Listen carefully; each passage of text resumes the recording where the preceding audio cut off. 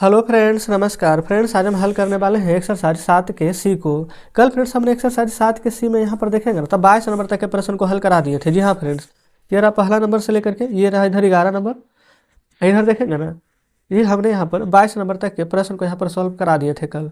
अगर फ्रेंड्स कल वाला वीडियो नहीं देखे हैं या फिर कल के अलावा इससे पहले वाला और भी कोई वीडियो अगर आपसे छूट गया है ना, तो घबराने की आवश्यकता नहीं है।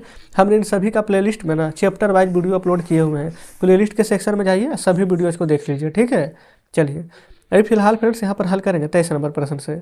23 में बोला गया है कि रीना की माता जी ने बताया कि इडली बनाने के लिए 1 भाग उड़द की दाल तथा 2 भाग चावल की आवश्यकता होती है।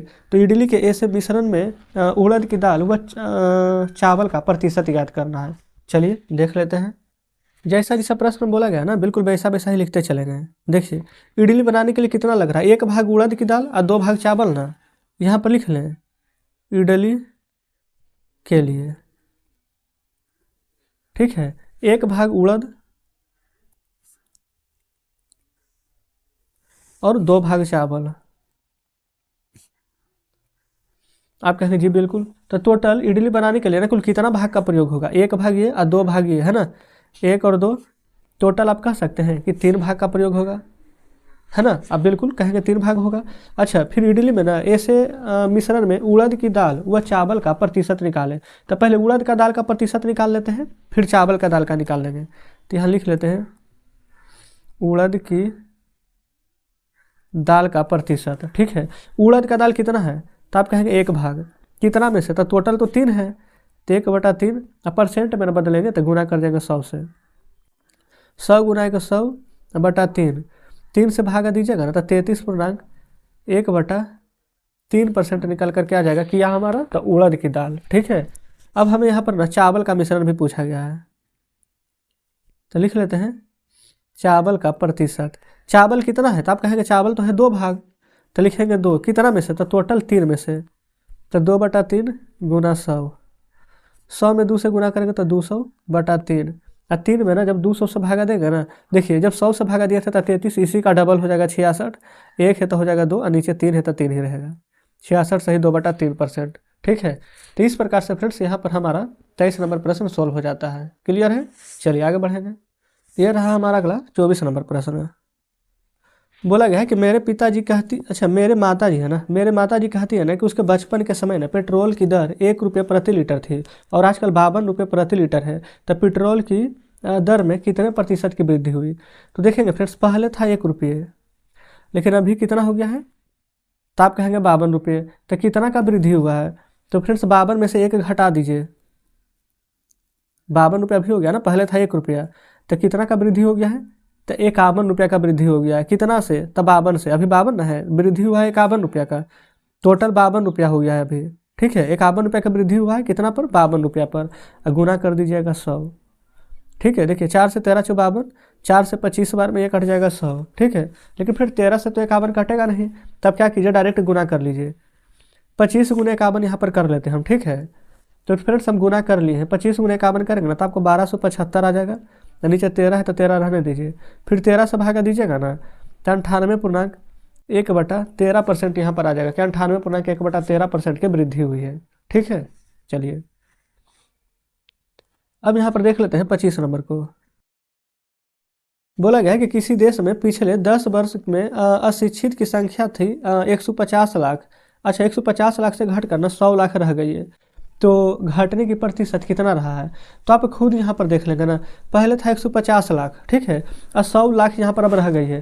तो 150 लाख में से फ्रेंड्स अगर हम 100 लाख घटा देंगे, 150 लाख से 100 लाख घटा देंगे तो कितना लाख बच जाएगा, तो आप कहेंगे 50 लाख, ठीक है। तो घटने का प्रतिशत कितना रहा है, तो आप डायरेक्ट देख सकते हैं 50 लाख यहाँ पर घटा है तो लिख देंगे 50। अच्छा, घटा था कितना में से, तो 150 लाख में से, तो यहाँ पर नीचे लिख देंगे 50 लाख बटा 150 लाख गुना 100। ये सभी लाख में है, क्योंकि फिर शून्य देंगे तो ज़्यादा हो जाएगा, तो डायरेक्ट हम लाख में लिख रहे हैं, ठीक है। तो 50 दिया के 150 और 100/3 करेंगे ना तो 33.1/3% यहाँ पर आ जाएगा। आप पूरा शून्य भी देंगे ना तो सभी फ्रेंड्स कट ही जाएगा लास्ट में, है ना। तो इस प्रकार से यहाँ पर हमारे 25 नंबर प्रश्न को सॉल्व कर दिए हैं, कोई दिक्कत नहीं है। चलिए आगे बढ़ेंगे। चलिए देख लेते हैं 26 को। बोला गया ना किसी विद्यालय में छात्र की संख्या 900 से बढ़कर 936 हो गई, तो छात्र में कुल कितना का वृद्धि हुआ है। देखिए पहले था 900, अब हो गया फिर से 936, तो टोटल कितना छात्र बढ़ गया है। तो आप कह देंगे कि 36 छात्र बढ़ा है। अब बढ़ा है कितना पर, तो आप कहेंगे 900 पर, क्योंकि पहले तो 900 ना था, बाद में ना बढ़कर 36 हुआ है। तो लिख देंगे 36 छात्र बढ़ा है 900 पर, तो बटा में 900, परसेंट में बदलना है तो 100 से गुना कीजिएगा। तो देखिए ये 2 जीरो से ये 2 जीरो कट जाएगा, ठीक है, और 9 से 36 4 बार में कट जाएगा। तो परसेंट मैंने पूछा है कितना परसेंट का वृद्धि हुआ है, तो आप कहेंगे 4% का वृद्धि हुआ है। तो जस्ट इस प्रकार से यहाँ पर हमने 26 नंबर को भी सॉल्व करा दिए हैं। चलिए देख लेते हैं आगे 27 को। बोला गया एक आदमी की मजदूरी 125 रुपया से बढ़कर 175 रुपया हो गई, तो उसकी मजदूरी कुल कितना बढ़ा है। देखिए सेम यही वाला प्रश्न है, 125 रुपया था, अब बढ़ करके 175 रुपया हो गया है, तो दोनों में कितना का डिफरेंस है। तो 125 में फ्रेंड्स 50 जोड़ देंगे तो 175 नहीं आ जाएगा। तो आप कहेंगे बिल्कुल। तो मजदूरी कितना बढ़ा है, तो आप कहेंगे 50 रुपया। तो लिखिए 50 रुपया बढ़ा है कितना पर, तो 125 पर। 175 नहीं कर दीजिएगा, क्योंकि 125 रुपया पर ना 50 रुपया बढ़ा है, तब ना 175 हुआ है। तो 50 रुपया बढ़ा है 125 पर, तो 50 बटा 125 गुना 100। देखिए 25 दूनी के 50 और 25 पचे के 125, फिर 5 से काट दीजिए 20 बार में 100 और 20 दूनी के 40। तो मजदूरी कितना परसेंट बढ़ा है, तो आप परसेंट में कहेंगे कि 40% बढ़ा है। तो इस प्रकार से 27 नंबर हमने सॉल्व कर लिए हैं। चलिए अब 28 देखिएगा। बोला गया कि यदि x 22 से 20% कम है, तो 22 से x कितना अधिक है ना। देखेंगे थोड़ा सा फिर से लग रहा है कि आपको उल्टा पुल्टा सवाल है, कोई दिक्कत नहीं। देखिए x 22 से 20% कम है, क्लियर है। तो यहाँ पर y x से कितना अधिक है, देखेंगे इसको कैसे बनाएंगे। पहले लिख दीजिए x, लिख दीजिए y, और फिर से प्रश्न पढ़िए। बोला गया x 22 से 20% कम है, x है ना 22 से 20% कम है, तो 22 अगर 100 है और 22 से 20% कम है, तो ये कितना हो जाएगा 80। इसमें तो कोई दिक्कत नहीं है, जो x और y लिख दीजिए ना। तो बोला गया था x है जो 22 से 20% कम है, तो 22 100 है, 100 में से 20 घटाएंगे तो 80 ही जाएगा। आप कहेंगे ठीक है। अब बोला गया है तो y x से कितना अधिक है, y है ना x से कितना अधिक है, तो x से फ्रेंड्स कितना अधिक है। तो आप कहेंगे कि देखिए 80 से 100 कितना अधिक है 20, किस से 80 से ना, तो बटा पे 80, परसेंट में बदलने के लिए 100 से गुना, 20 चौक 80, 4 से 25 बार में कट जाएगा, कितना अधिक है, तो आप कहेंगे 25%। देख लीजिए। तो इस प्रकार से फ्रेंड्स हमने 28 नंबर को भी सॉल्व कर लिए हैं। चलिए 29 देखिए। बोला गया कि 22 से y का 10% घटाने पर परिणाम वही प्राप्त होता है जो y को किसी अज्ञात संख्या से गुणा करने पर प्राप्त होता है। देखिए 22 से y का 10%, देखिएगा पहले बोला गया ना 22 से, तो लिख लेते हैं 22 से y का 10%, y का 10%, 22 से y का 10% घटाने पर, तो इसको घटा दीजिए और इसको ब्रैकेट के अंदर बंद कर दीजिए, बराबर। तो y को किसी अज्ञात संख्या से गुणा करने पर प्राप्त होता है, तो y को किसी भी अज्ञात संख्या हम x से गुणा करा देंगे, ठीक है। बस अभी इसी को ना सॉल्व कर दीजिए, आपका आंसर आ जाएगा।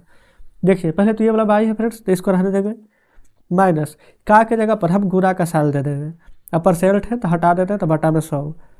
x में 22 से गुणा करेंगे तो हमारा x बाई आ जाएगा। पहले बताइए क्या इसमें कोई दिक्कत है, आप कहेंगे कोई दिक्कत नहीं है। अब यहाँ पर ना बाई है, अच्छा ये इसको काट देंगे, बाई माइनस बाई में 1 से गुणा करेंगे तो बाई, नीचे 10 है तो 10 बराबर हो जाएगा x बाई। आप कहेंगे जी बिल्कुल। अब यहाँ पर नीचे कुछ नहीं है तो क्या आप 1 दे सकते हैं, आप कहेंगे बिल्कुल। 1 और 10 का एलसीएम 10 आ जाएगा, 1 में 10 से गुणा करेंगे तो 10 बाई, 10 में 1 से करेंगे 1 में 22 से करेंगे तो बाई, बराबर हो जाएगा x बाई। 10 बाई में से 1 बाई घटाएंगे तो 9 बाई बटा 10, ये बराबर हो जाएगा इधर हमारा इधर x बाई। पहले बताएगा फ्रेंड्स क्या यहाँ तक में कोई दिक्कत है, आप कहेंगे कोई दिक्कत नहीं है। अच्छा इसके नीचे क्या कुछ भी नहीं है तो क्या हम 1 दे सकते हैं। अब आप सोचेंगे एक क्यों दिए हैं, क्योंकि फ्रेंड्स 1 दे देंगे ना तो हम इधर यहाँ पर क्रॉस मल्टीप्लाई कर देंगे, ठीक है। देखिए 9 बाई में 1 से गुणा करेंगे तो क्या आ जाएगा, अच्छा या तो ऐसे, हाँ ठीक है चलिए ऐसे ही कर देते हैं। 9 बाई में 1 से गुणा करेंगे तो 9 बाई ही रहेगा, x बाई में 10 से गुणा करेगा ना, तो ये फ्रेंड्स हमारा यहाँ पर 10x बाई आ जाएगा, ठीक है। अब यहाँ पर क्या करेंगे, बाई किसके साथ है 9 के साथ, तो 9 फ्रेंड्स यहाँ पर आ जाएगा 10x बाई, अब बटा में आ जाएगा यहाँ पर 9, ठीक है। यहाँ तक तो कोई दिक्कत नहीं है। अब देखेंगे ये फ्रेंड्स बाई यहाँ है, अब बराबर में ऊपर ऊपर काटता है ना, तो ये बाई से क्या हम ये बाई काट सकते हैं, आप कहेंगे बिल्कुल। इसके नीचे कुछ नहीं है तो 1 है ना। अब यहाँ पर 10x में 1 से गुणा करेंगे तो 10x, अब बराबर आ जाएगा यहाँ पर 9, ठीक है। अब x किसके साथ है 10 के साथ, तो x बराबर ये 9 रहेगा, 10 गुना में है तो इधर आएगा तो भागा में। तो या तो यही आंसर लिख दीजिए, और नहीं तो यहाँ पर देखिए नीचे 1 जीरो है ना, तो ऊपर 1 अंक के बाद दशमलव लगा दीजिए, तो 0.9 करेक्ट हमारा बिल्कुल सही जवाब आ जाएगा। तो पूछा गया था अज्ञात संख्या क्या है, तो लिख देंगे अर्थात अज्ञात संख्या 0.9 है। तो जस्ट इस प्रकार से फिर से देखेंगे, हमने यहाँ पर 29 नंबर प्रश्न को भी सॉल्व कर लिए हैं। ठीक है, चलिए तो यहाँ पर देखेंगे फिर सिर्फ 29 नंबर तक ही प्रश्न था, अब इसके आगे से कोई भी प्रश्न नहीं बचा है। देखिए इधर आंसर दिया गया हमारा। ठीक है, तो आप कह सकते हैं कि आज हमने यहाँ पर एक्सरसाइज 7 के सी में जितने प्रश्न दिए गए थे उन सभी को यहाँ पर हल करा दिए हैं। तो कमेंट बॉक्स में फिर से जरूर से बताइएगा कि आज का सेशन आपको कैसा लगा, है ना। वीडियो अच्छी लगी हो, बताने का तरीका अच्छा लगा हो तो वीडियो को लाइक और चैनल को सब्सक्राइब जरूर से कर दीजिएगा। कुछ भी कहना हो फ्रेंड्स कमेंट बॉक्स में जरूर से बताइएगा। तो चलिए ठीक है, मिलते हैं फ्रेंड्स अब आपसे कल नेक्स्ट वीडियो में नेक्स्ट चैप्टर के साथ।